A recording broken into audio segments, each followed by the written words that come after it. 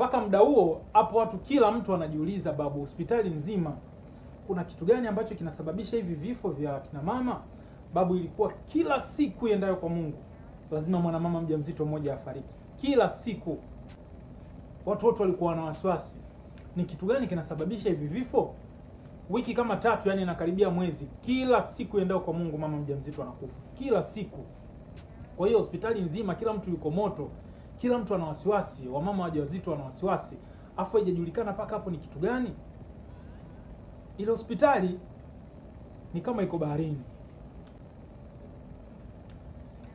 Hospitali hapa hatua 12 bahari hapa. Yaani hapo pua na mdomo.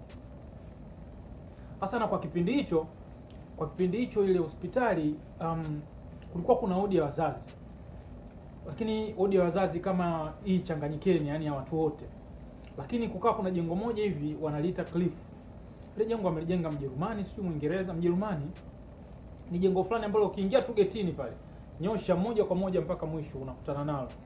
Ile jengo hata sasa ni kama limewahi kufanywa renovation, na nahisi kama huwezi kuligusa lile. So unajua Jerumani mijengo yao. Sasa pale kukawa kuna wagonjwa pia wapo.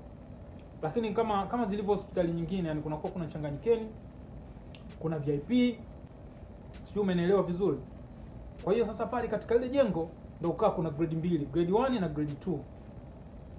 Grade 1 ndio expensive sana, ambapo grade 1 ni chumba kimoja mgonjwa mmoja. Grade 2 ilikuwa ni chumba kimoja wagonjwa 4, yani vitanda vinakuwa 4.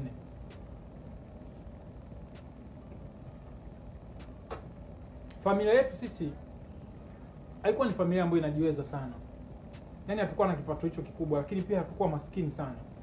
Kwa hiyo tulikuwa middle class ile. Unajua kuna wale ambao matajiri sana, afu kuna maskini sana, afu kuna wale watu wakati wale ambao ndo tuko wengi. Kwa hiyo sisi tulikuwa watu wakati. Kwa hiyo bi mkubwa sasa, Mama Ibra, yani Mama Roma, yeye alilazwa grade 2. Wakati huo sasa yeye anakuja uzito wangu. Ambao grade 2 ni kama wodi au ni kama chumba ambacho ni chumba kimoja lakini kina vitanda 4, yani wagonjwa 4. Grade 1 ni chumba kimoja chenye mgonjwa mmoja. Hiyo ndo unyama kabisa hapo. Hapo anakaa madoni. Sisi middle class ndo tunakaa hapo grade 2. Chumba kimoja vitanda 4, yani wagonjwa 4. Kwa hiyo Manza ndo akawa hapo yuko grade 2. Lakini hapo grade 2 wagonjwa wamebaki 3. Mmoja ndo ameshakufa siku 2 zilizopita. Yani amekufa juzi. Kwa hiyo uko ndani akukaliki, akulaliki. Story ni hiyo. Babu, hospitali nzima wagonjwa wote. Afu haijulikani hivyo vifo vinasababishwa na nini. Lakini kila siku anakufa mama mjamzito, kila siku. Hospitali hapa, bahari hapa.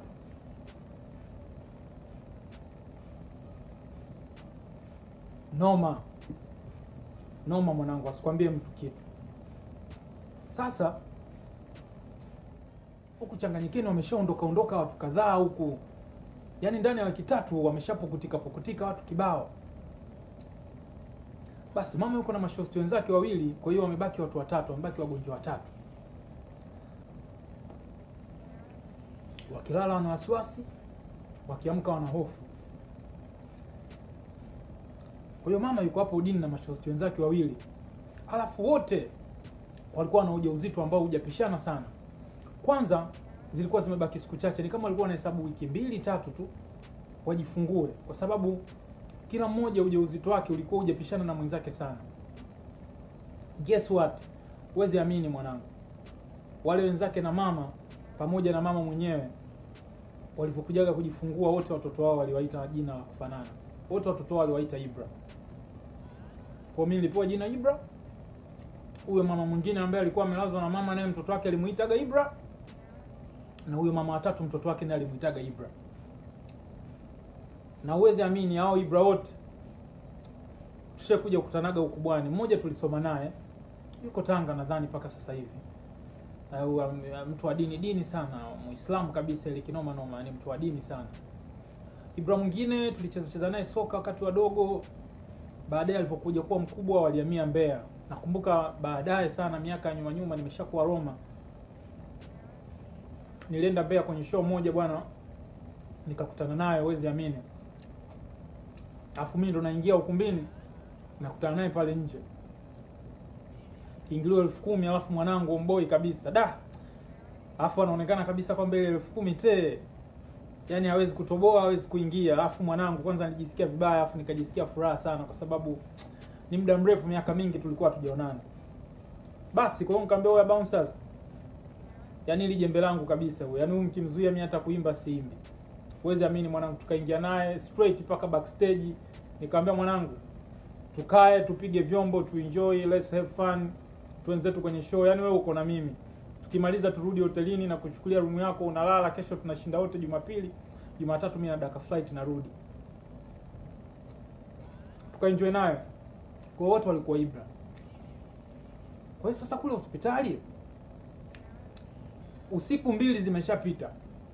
Usiku wa 3 sasa.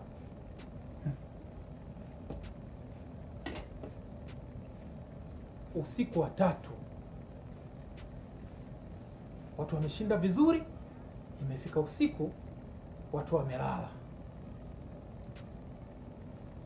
Saa 2 usiku. Saa 3. Muda unaenda huo. Saa 4.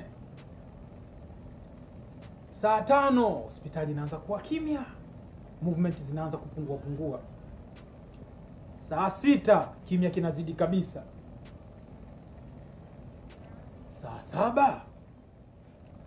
7 ndio kabisa hospitali nzima ipo kimya kabisa, kile kabisa, yani wanaosikika ni chura na sauti za ajabu ajabu kutoka baharini, kwa sababu ile hospitali iko karibu na nini? Iko karibu na bahari. Sasa pale wodini pale ambapo ndo kuna huo muunganiko wa grade 1 na grade 2, kulikuwa kuna, ikifika shift ya usiku, kulikuwa kuna manesi wawili tu wa zamu ambao ndo wanakuwa ndani ya jengo. Then kunakuwa kuna mlinzi mmoja ambaye mlinzi wala ingii ndani wala haruhusi kuingia ndani. Yeye anashinda tu huko nje. Dokta anakuwa ni yule dokta overall. Yaani so kama ni dokta ambaye anakuwa tu pale, no, anakuwa sehemu nyingine tofauti. Inapotokea emergency ndo linavutwa konga, dokta anatoka huko likotoka anakuja. Lakini ndani ya pale mjengo kunakuwa kuna manesi hao wawili. Kwa hiyo sasa grade 1 hapakuwa na mgonjwa hata moko. Wagonjwa si wanapukutika kila siku, anadondoka mmoja baada ya mwingine. Kwa hiyo hamna mgonjwa hata mmoja.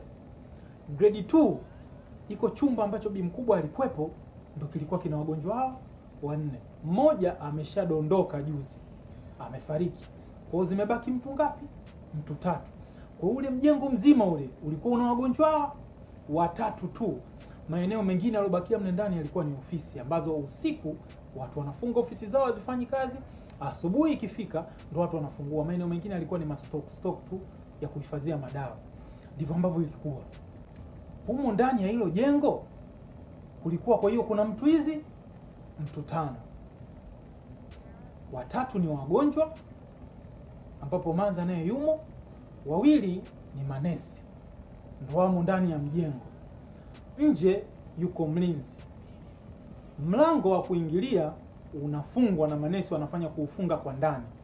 Na walikuwa wanaufunga kwa sababu ndio havieleweki sasa, kwa sababu kila siku unatokea tu matukio, watu wana wasiwasi. Kwa hiyo ndani kulikuwa kuna mtu 5 tu. Saa 7 imeisha. Imefika saa 8. Waswahili wa kukosea kusema usiku wa manane. Usiku wa manane, ile giza lenyewe kabisa. 8 kama na dakika 20 hivi. Bi mkubwa, yani mama Ibra, sasa mama Roma, anaamka usingizini, anashtuka. Kwa nini anashtuka? Amebanwa na haja ndogo, anataka aende msalani. Basi mama Ibra aliposhtuka, ndani ya kile chumba ambacho wapo, kumbuka hapo wapo wagonjwa 3. Mmoja sikasha kufa siku 2 ambazo zimepita. Huu ni usiku wa 3. Ndani ya kile chumba wanapunguzaga taa. Kwa hiyo kuna mwanga fulani hafifu, lakini sio kama ule mwanga unakufanya usione mtu wa jirani yako, usione kitu. No, unaona, lakini huwezi kuona kama vile mchana. Kwa hiyo mama Ibra alivyoamka na maruerue, haraka haraka tu akaangalia, kaona kila kitanda wagonjwa wenzake wapo. Basi na tumbo lake ambalo lina miezi 8 hiyo na wiki nyingi tu, inaenda miezi 9 kwa sababu alibakiza kama wiki 2-3 ajifungue. Mama Ibra akaanza kujikongoja mpaka anatoka nje ya kile chumba, anapita kwenye korido, anaenda msalani. Basi sasa anaenda, lakini kumbuka mtu ameamka, afu it was a midnight, saa 8 hiyo na dakika 20 hiyo, inaenda ngoma 9 hiyo. Kwa hiyo ana maruerue baada ya usingizi. Unajua yule mtu anatembea na fikicha macho, anapita kwenye korido. Sasa ukitoka kwenye kile chumba ambacho wamelazwa, hufiki msalani, yani hufiki kwenye bathroom, paka upite kwenye kaofisi hao manesi wanapolala. Ofisi hao manesi. Nimesema wanapolala kwa sababu of course usiku hospitali haiko busy, nao wanajiegesha, na sio kulala ile kwamba kwenye kitanda, nao kuna vibenchi tu kwenye meza. Unajua tunajuaga mambo ambayo yanatokea huko.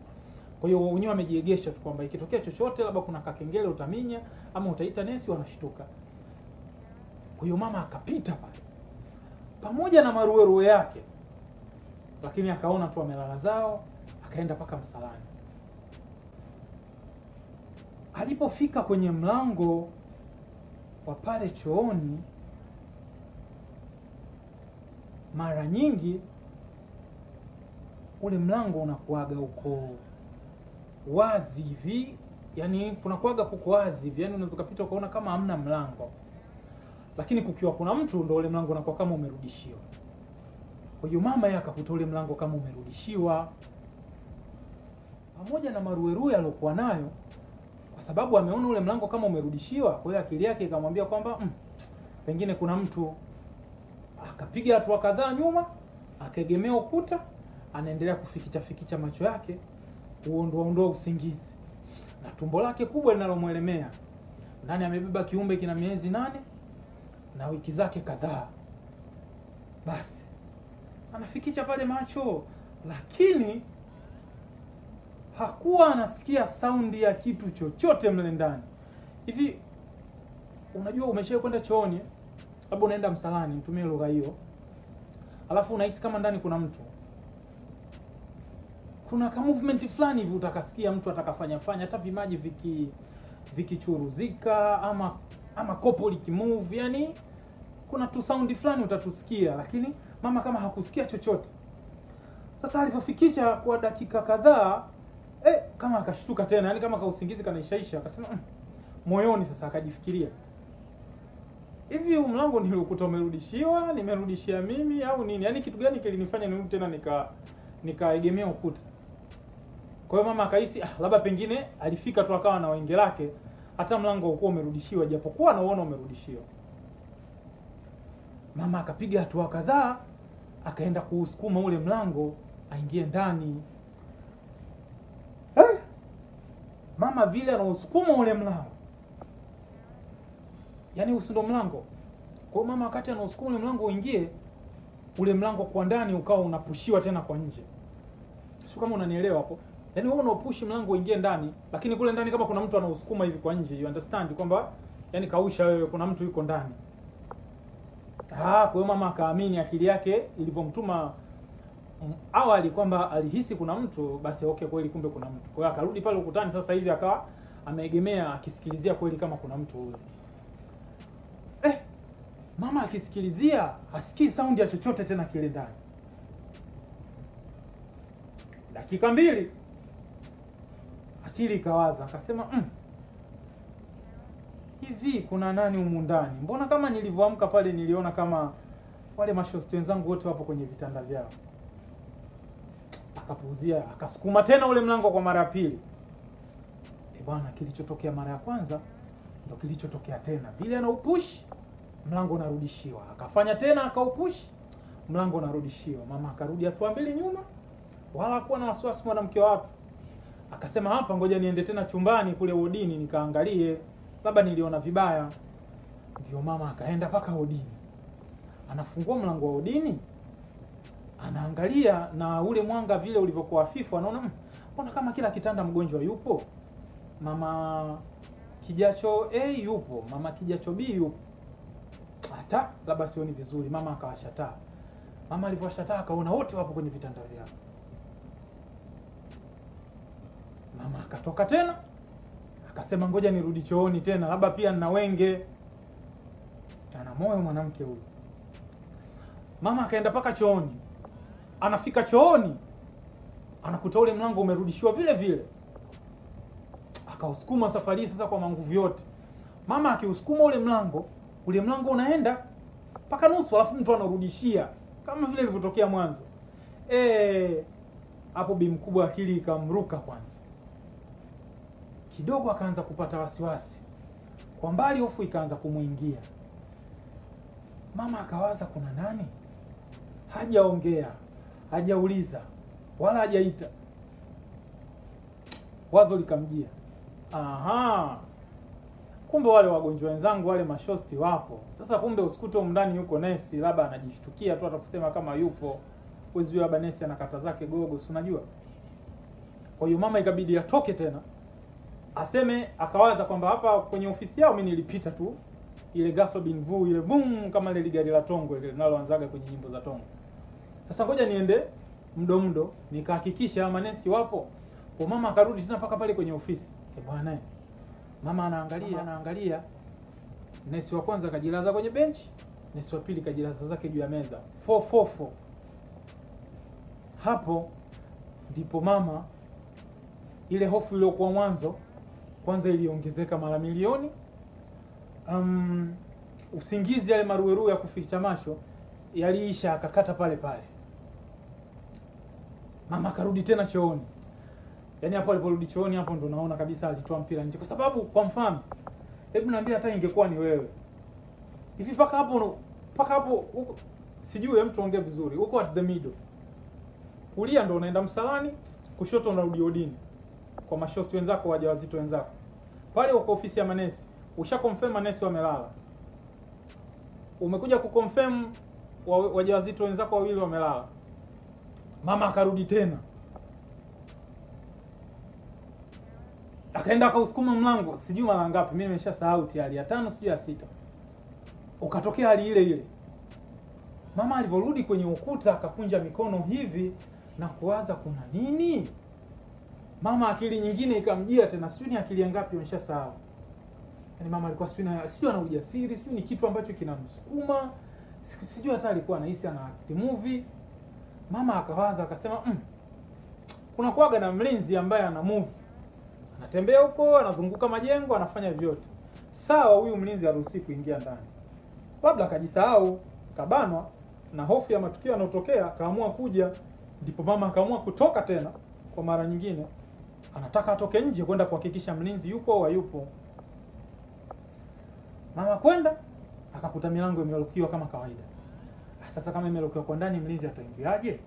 Akaona hapana, mlinzi hawezi kuingia. Bado mama hakuridhika. Aka-unlock mlango, akatoka nje. Pamoja na misukosuko yote ilikuwa inaendelea kwa kipindi hicho. Mama akatoka nje akaangalia. Mama kumwangalia anamuona mlinzi ameegemea kwenye kiti chake naye kalala. Hata huo mlango kufunguliwa mlinzi hakusikia. Mama akawa kasha confirm kwamba mlinzi yupo, manesi wapo, wagonjwa wenzangu wapo. Bi mkubwa akarudi sasa. Hii sasa anarudi na zote. Sababu wakati anarudi mimi nikaanza sijakafika tena, akasema jamani kuna dokta, ngoja sasa nikamhakikishe dokta tena atoke. Mwanamke alikuwa tu ana kiranga. Mama akarudi kwa mara nyingine. Anausukuma ule mlango unafika tena nusu, kuna mtu anaurudisha. Yule mtu alivyourudisha paka ule mlango ukafungwa, ukajifunga kabisa, ule mtu akarudisha paka akaubamiza ule mlango. Pap. Mama akatulia sekunde 5 mbele. Mama akasikia maji yanachuruzika mle ndani. For the first time ndo anasikia saundi ikitoka mle ndani. Yaani yale maji ni ya mtu ana flash choo. Yaani mtu ana flash, it was like a message, yani kwamba I'm done. Nilichokuwa nakifanya sasa nimekimaliza. Sio, unaelewa zile. Kwamba kama nilikuwa nakata gogo, of course itakuwa ni gogo kwa sababu si mtu amechukua muda mrefu. Kwa hiyo mchongo uliokuwa naufanya nimeumaliza. Kwa akasikia mtu ana flash. Moyo mapigo yakaanza kwenda mbio. ile tumbo la wasiwasi linaanza kumkata, kale kajasho kembamba kale ka hofu kanaanza kumtoka, hajui afanyeje. Hizo hali nilizokuambia zinamtoka ziliendelea na zikawa mara mbili zaidi alipoona kitasa cha ule mlango kwa ndani kinanyongwa. Akaona kabisa kitasa kimenyongwa kama slow motion, afu akaona ule mlango unasukumiwa, kwa sababu ule mlango ulikuwa unafunguka kwa ndani. Kuna kupush na kupull, si ndio? Tushasukuma sana milango iliyoandikwa vuta. Sasa ule ulikuwa wa kusukuma, ila wa ndani alikuwa anauvuta. Ukiwa ndani unavuta, ukiwa nje unasukuma. Kwa hiyo mama akaona kitasa kinanyongwa alafu mtu anauvuta kwa ndani. Kama nguvu zikaanza kumpotea hivi. Kwa sababu hapo akili inamwambia wote ninaotakiwa kuwa nao ndani niko nao. Humu ndani kuna nani? Mama akashangaa ule mlango umefunguliwa wote. Sasa ule mlango the way unavyosukumwa, unavovutwa kwa ndani, unajua hauwezi kuvutwa wote, utavutwa mpaka labda level fulani katikati, afu ndio utaona kama kuna mtu ndani anatoka. Bwana mama akashangaa ule mlango umevutwa wote, yani wote mpaka umeisha. Unajua umeisha mpaka umefika, utakuwa ushanielewa. Yani ule mlango haonekani tena kama uko hafu umefungwa hafu uko wazi. Unaonekana umevutwa yani mpaka umemalizikia huko. Mpaka choo anakiona kile pale. Pap. Hajaona mtu yoyote. Mapigo ya mwana mwenda mbio. Alafu kunywele zinaanza kusisimka zimemsimama. Unajua wanawake wajawazito wengi nywele zao hazijali. Kwa hiyo nywele zimemsimama hivi. Panki moja hivi limenyoka. Sasa sekunde kadhaa mbele kuna upepo moja mkali sana ukawa unampiga mama. Yani ule upepo kama anakuambia upepo kama friji, kama ukifungua, yani kama umewekwa ndani ya freezer, so friji, kama umewekwa ndani ya freezer. Yani kama ndani ya yale mabarafu kuna ubaridi fulani akawa anausikia umemwingia. Wakati ubaridi umemwingia, mama anahisi kama kupoteza nguvu. Mama akawa anapigwa na mwanga mmoja mkali sana machoni. Akaona mwanga mmoja mkali sana unampiga machoni, yani mwanga fulani ambao hawezi tena kuangalia ndani ya choo mpaka afanye hivi. Wakati mama anafanya hivi aangalie, ndipo mama macho kwa macho anakutana, yani anaonana, yani kama wanatazamana sasa na